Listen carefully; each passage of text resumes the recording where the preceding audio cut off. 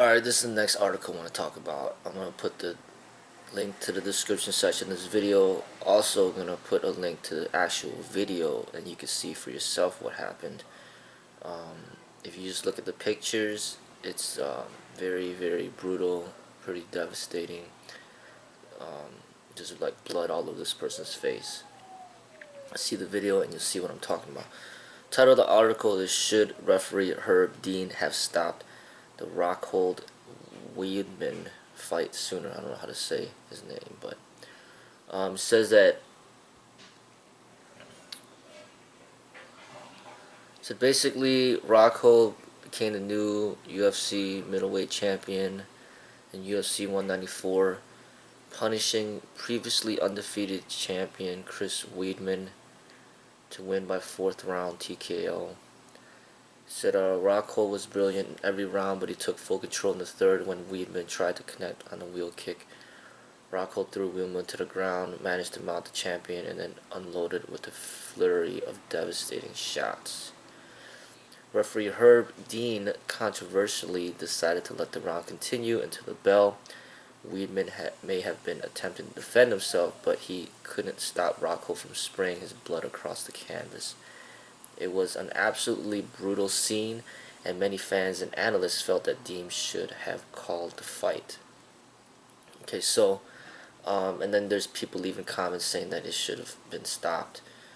And then when you watch the actual video, you'll see how many devastating blows that this person took. And my thing is, I'm not blaming the referee. This is what the people ask for. You know what I mean? This is what UFC is all about. You know, they separate themselves from any other combat sport because of the ground and pound.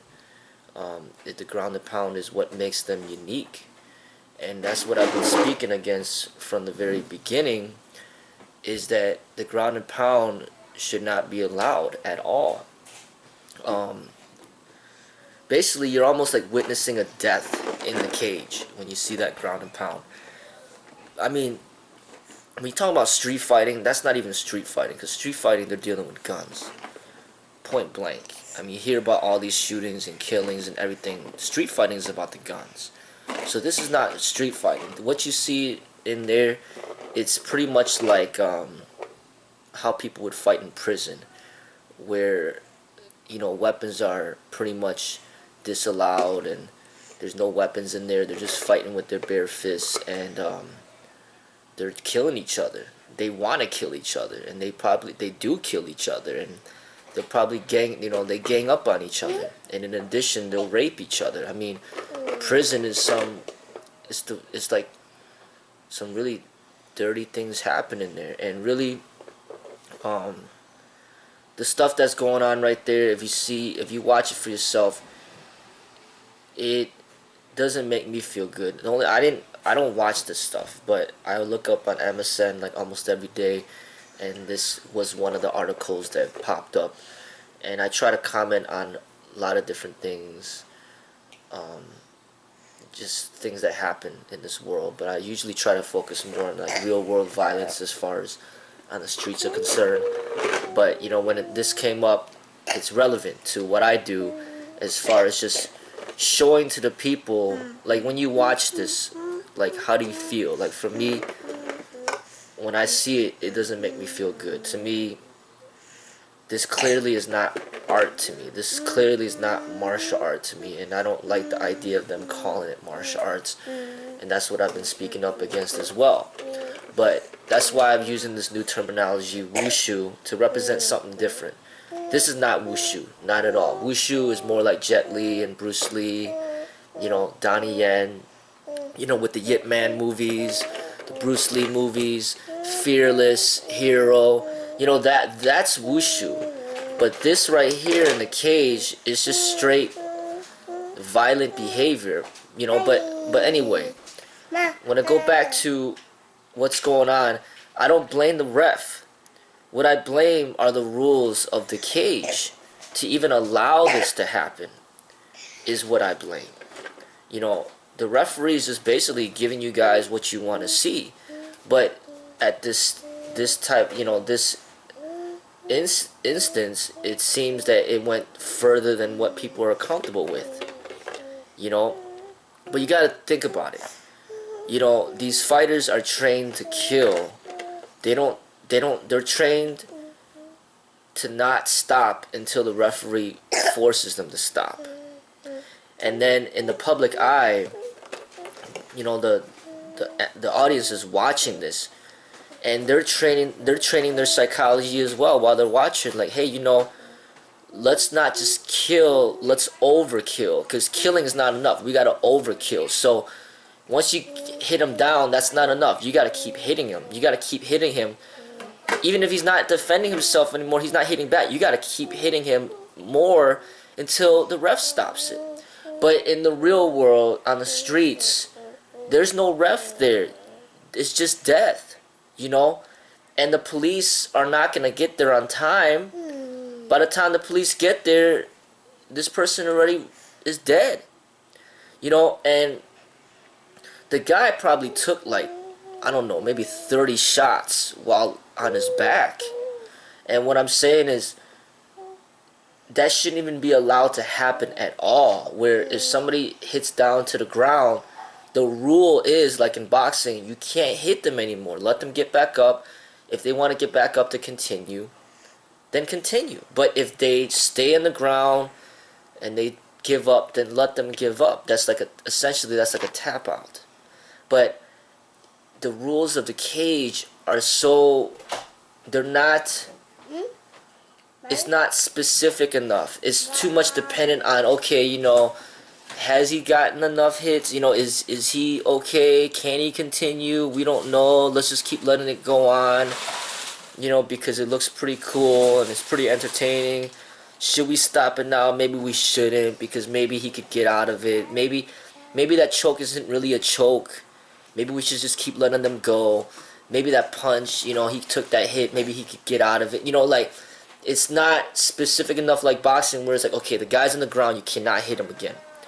Once he's on the ground, you hit him on the ground, you're disqualified. It's like point blank. And then what that does is just trains people's psychology, not just the fighters, but also the audience to think that way. Like when you're on the streets, you're fighting somebody, okay, you knocked him down to the ground. Okay, just stop right there, no more. You know? But now it's not like that. With the cage, it's more like, hey, you know what? You hit him on the ground, you got to keep hitting him. You got to keep hitting him until basically you got to make sure that he's dead.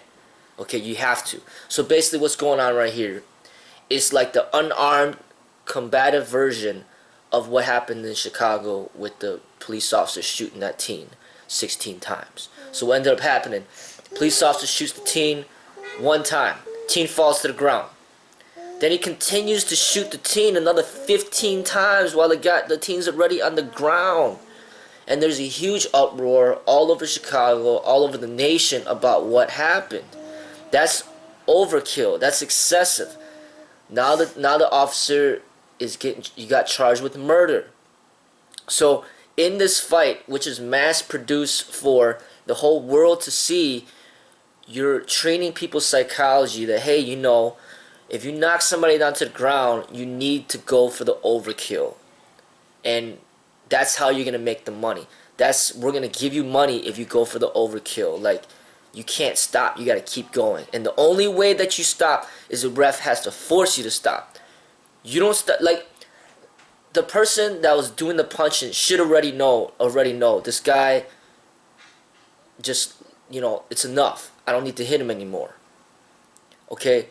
It should already be in the rules that, hey, you know, the person's on the ground, don't hit him anymore. But because the rules are the way that it is, I mean, look at UFC's already been around for I don't know how long, but say a couple decades already, and still something like this is even happens. Already shows that the rules are not specific enough to watch out for the safety of the fighters.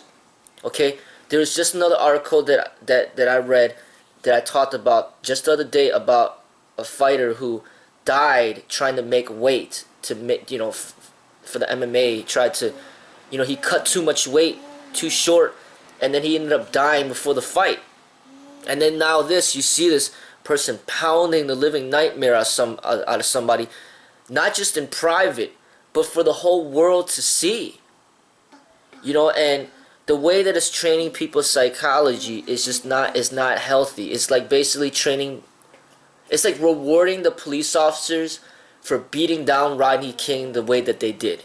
It's like you didn't have to excessively beat him down to the point of which they did. They had to be punished. And it's like rewarding that officer for shooting that teen 16 times. Not putting him in jail for murder, but actually giving him a few $1 million for saying, hey, good job there. So that's pretty much what's going on here, is that you are rewarding the person that's going in for the overkill. That's like rewarding Mike Tyson for biting Evander Holyfield's ear off. He was not rewarded. He was disqualified. He lost the fight. Okay? Like, excessive violence, no matter if it happens in the cage, no matter if it happens on the streets, no matter if it happens at home, excessive violence should never be rewarded. And that's the main problem that's going on with the cage fighting that I speak up against. Okay?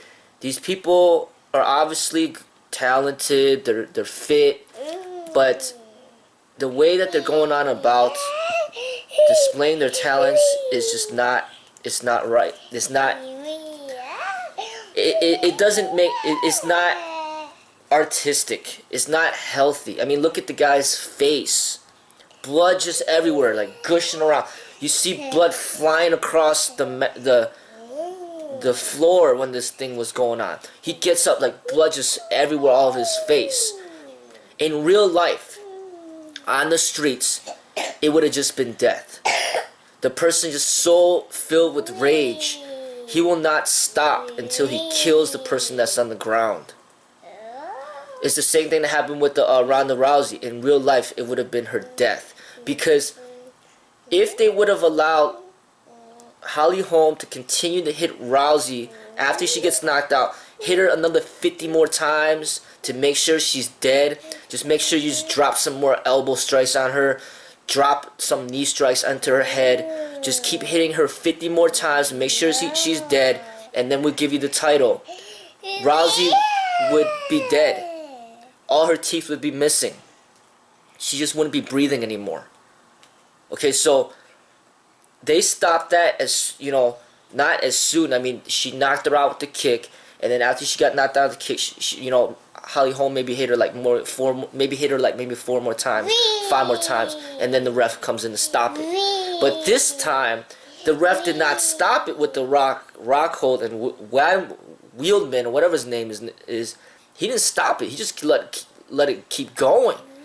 I mean, just kept going and going and going, and that's what I'm talking about. The rules are not specific. The UFC rules is not like, okay, you get him onto the ground, you're allowed to hit him 1 time.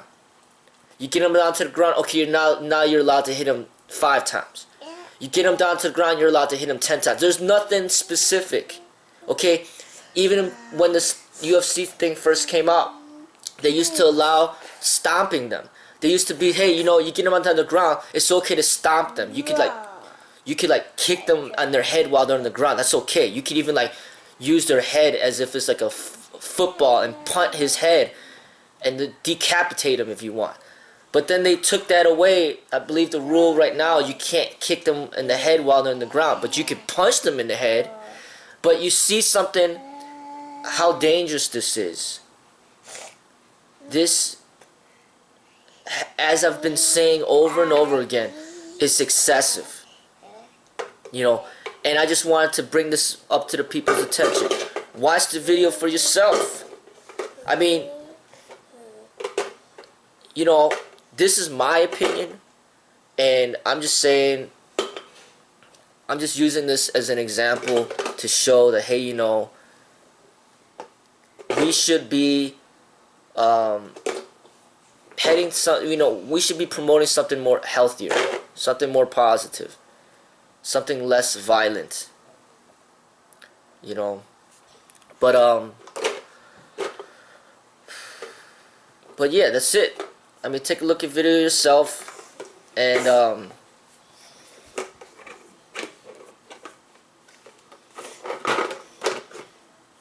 learn from it. But that's all I gotta say.